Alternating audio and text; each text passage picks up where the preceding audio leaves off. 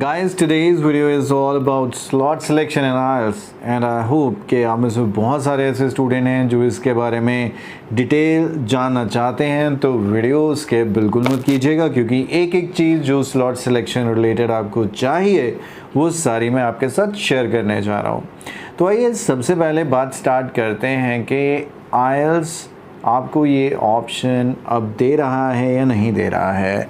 I hope you know कि पिछले कुछ समय से ये ऑप्शन बंद पड़ी हुई थी और कोरोना के चलते हम ये सर्विस नहीं प्रोवाइड कर पा रहे हैं, ये IDP कह रहा था।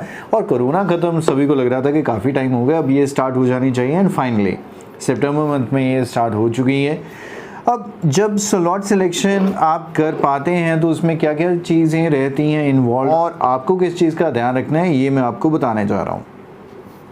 फॉर एग्ज़ाम्पल आप एग्ज़ाम बुक कर लेते हैं और आपके एग्ज़ाम की कंफर्मेशन तो आपको पता है कि साथ के साथ ही आ जाती है कि आपका इतनी डेट के लिए टेस्ट बुक हो गया है, लेकिन आपको वेन्यू डिटेल्स वगैरह उसी टाइम नहीं आते क्योंकि वो just near the exam he release होते हैं। हफ्ता या उस के कुछ दिन पहले आपको आपकी कन्फर्मेशन आती है। स्पीकिंग के केस में अगर आप फॉर एग्ज़ाम्पल मान के चलिए कि आज ही अगले एक मंथ डेट को ध्यान में रखते हुए एग्ज़ाम बुक कर लेंगे, तो ये नहीं है कि एग्ज़ाम बुक करते ही आप अपनी IELTS स्पीकिंग स्लॉट सेलेक्ट कर पाएंगे क्योंकि वो ऑप्शन आपके लिए इनएक्टिव रहेगी for a certain time period. थोड़ा टाइम पहले या आपको ईमेल में वो जस्टिफाई कर देंगे कि आपके लिए स्लॉट सिलेक्शन ऑप्शन जो है वो एक्टिवेट हो जाएगी इतनी डेट को। फॉर एग्ज़ाम्पल हमारे पास यहाँ पर ये जो 8 अक्टूबर को किसी स्टूडेंट ने एग्ज़ाम बुक किया, उसके लिए यहाँ पर अपेयर हो रहा है कि 23 से लेके 28 तक आप अगर चाहें तो अपना स्लॉट बुक कर सकते हैं। मतलब आपको वो एक वीक का टाइम या 5-6 दिन का टाइम दे रहे हैं कि आप अपने लिए अगर चाहते हैं तो स्लॉट बुक कर लीजिए। अब यहाँ पर एक बहुत बड़ा क्वेश्चन है कि अगर आपने स्लॉट बुक नहीं किया तो क्या होगा। बहुत स्टूडेंट हैं मुझे कांटेक्ट करते हैं, पहले करते थे, अभी तो जस्ट स्टार्ट हुआ है कि सर हमने गलती से अपना स्लॉट बुक नहीं किया तो अब क्या होगा। हाँ, मेरी हंसी से समझ चुके हो, नथिंग टू वरी। चल यार, अगर तो आपने कर लिया तो बढ़िया है। इसका मतलब ये है कि जो डेट को आपको चाहिए था कि इस दिन मेरी स्पीकिंग हो तो आपने वो चूज़ कर ली। अगर आपने नहीं किया तो जैसे ऑटोमेटिकली या जैसे मशीन या एक कंप्यूटर खुद ही सेलेक्ट करके आपको एक डेट दे रहा था, इस केस में भी आपको ऑटो जनरेटेड एक स्पीकिंग स्लॉट मिल जाएगा। So nothing to worry, there is no harm या ऐसा कुछ आपने गड़बड़ नहीं कर दिया कि अगर आपने खुद स्लॉट बुक नहीं किया तो आपका नुकसान हो जाएगा। नुकसान बस यही है कि आपकी प्रेफर्ड डेट आपको नहीं मिलेगी। अब जो भी ऑटो जनरेटेड डेट होगी आपको वो मिल जाएगी। अब क्वेश्चन है कि आपको डेट जो मिलेंगी वो कौन सी होंगी। जैसे पहले था शायद अभी भी वैसे ही है, आप एग्ज़ाम के पहले के डेट्स तो बुक कर सकते हो लेकिन एग्ज़ाम के बाद के डेट्स बुक नहीं कर सकते।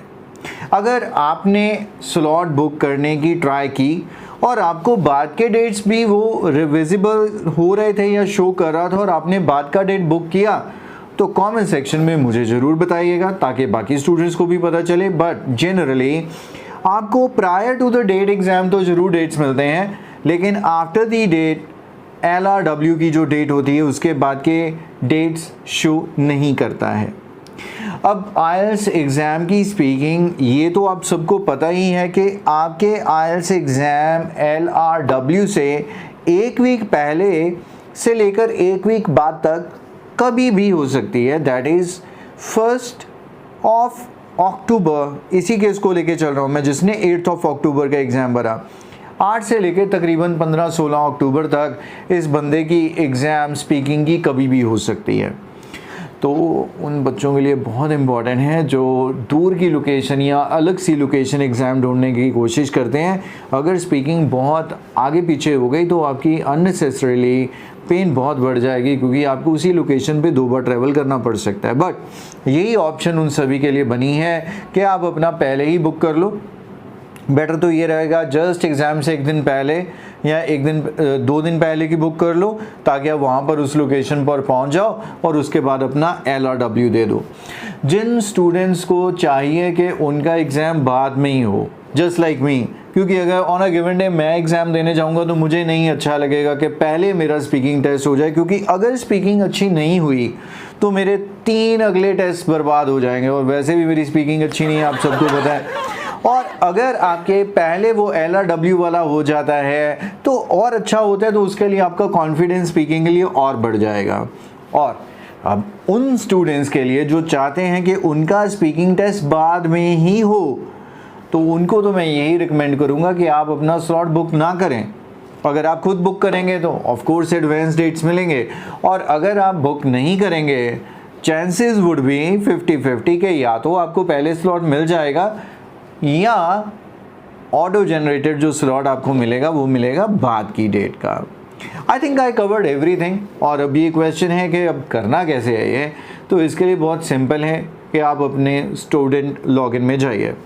स्टूडेंट लॉगिन में आपको ये ऑप्शन मिल जाएगा सिलेक्ट स्लॉट, और जैसे ही आप उस पर क्लिक करेंगे तो आपकी एग्ज़ाम डेट अपीयर होगी, साथ में कैलेंडर आएगा जिसमें से आप डेट चूज़ कर सकते हैं जो आपके लिए अवेलेबल हैं, along with the different time slots के कौन कौन से स्लॉट अवेलेबल हैं। दैट मीन्स मॉर्निंग इवनिंग में भी आप डिसाइड कर सकते हैं कि कितने बजे से कितने बजे वाला आपको स्लॉट चाहिए।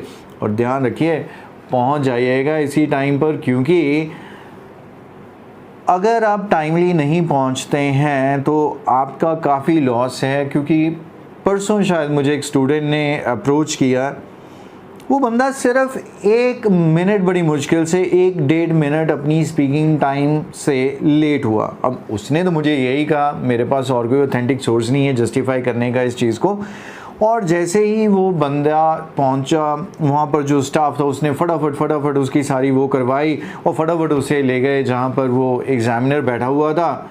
और वो जो एग्ज़ामिनर थी इतने रूड तरीके से कहती बाहर निकली, उसको भी गुस्सा करने लगी, जो स्टाफ मेंबर उसको लेके गया था उसको भी गुस्सा करने लगी और उसे एग्ज़ाम देने ही नहीं दिया और वहाँ से भगा दिया। पता नहीं क्यों इतने रूड है, इतने पैसे ले रहे हो यार, बंदा 1-2 मिनट लेट हो गया, कोई ह्यूमन रीज़न भी हो सकते हैं, क्या फिर क्या हो गया, दोबारा से टाइम दे दो। उसको देखिए कितनी प्रॉब्लम हो गई, अगले दिन उसका LRW है, एकदम से बंदा पैनिक कर जाता है, नर्वस हो जाता है, यहाँ पे बिल्कुल डिसअपॉइंट ही हो जाता है कि अब मैं एग्ज़ाम देने क्या जाऊँ, मेरी तो स्पीकिंग मिस हो गई है। I hope you understand where I am coming from, या rather try to understand where the student is coming from. तो ये आपके लिए अब ऑप्शन है कि आप पहले ही अपना स्लॉट सेलेक्ट कर लें। अगर आपको स्लॉट सेलेक्ट करना भूल गया है या आप नहीं चाहते कि आप पहले IELTS स्पीकिंग टेस्ट दें, आपका एग्ज़ाम के बाद हो, then don't do anything, auto generated slot आपका ये काम कर देगा। और मुझे लगता है मैंने सब कुछ इस वीडियो में कवर कर लिया है। कमेंट सेक्शन में बताइए अगर आपका कोई भी क्वेश्चन है, और एक प्लीज़ कमेंट और एक लाइक ज़रूर दीजिएगा if you like the video. And this is very much all, bye bye for now.